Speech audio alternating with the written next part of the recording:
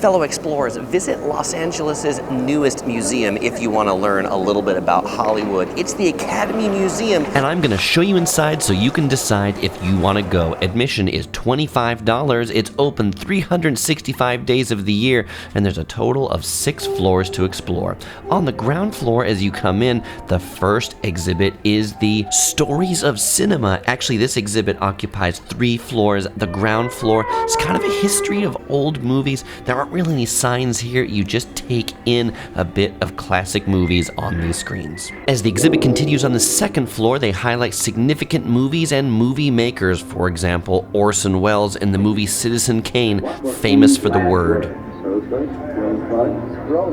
And Bruce Lee for all of his famous martial arts movies. They had a neat film editor's desk from the 1920s. This is definitely a lot bigger than what I edit these videos on. Something else that was a lot bigger back in the day are also film cameras. This camera definitely a lot bigger than the Samsung Galaxy S21 I'm shooting this on. Now this museum is run by the same academy that puts on the Oscars, so they've got a brief history of the Oscars, including a history of some of the fancy dresses that people wear there and famous acceptance speeches. There's an entire gallery dedicated to the Wizard of Oz, where you'll find Judy Garland's original ruby red slippers, her original dress, and yes, even the original lion mane and the witch's hat. They've got a whole other section about famous costumes, and what I thought was neat here was in addition to the costumes, they also show video from the movie and where the costume was actually used. This one from the movie Midsummer. There's also a really easy to miss gallery all about backdrops, but this one is pretty neat. Don't miss it if you go there. Here they've got a 1959 backdrop used by Alfred Hitchcock. What's it of? Mount Rushmore, of course. Can you tell it was fake? Well, maybe today you can,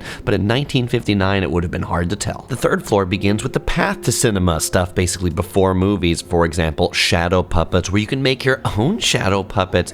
Then animation, that's before cinema. They've got one of the original Bugs Bunny models that the animators used to actually draw Bugs Bunny. Much like we saw the film editor's desk before, they have an animator's desk right here. That's a pretty neat desk, but probably my favorite room in the whole museum is this one, the character room, where they've got original R2-D2, original C-3PO, original E.T., and a whole bunch more. If you're a movie buff, you will love this room. Heading up to the fourth floor, you'll see another famous movie character. His name is Bruce, and he is the shark from Jaws. Fourth floor is the special exhibition floor, which means no photos or videos inside of the galleries. When we were there was a special exhibition on Pixar and on Hayao Miyazaki.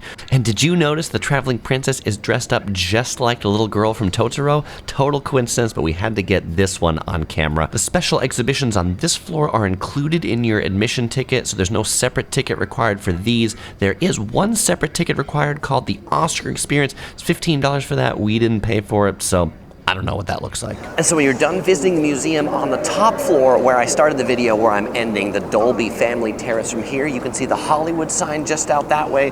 There's a really impressive echo here, and coming soon is a tea room on the other side. And the glass dome that's above here even has some sunshades on it that when the sun goes down, they open up so you can see the beautiful sunset. They've really thought of everything here. So fellow explorers, if you enjoy Hollywood, definitely check this out. It is Traveling Princess approved.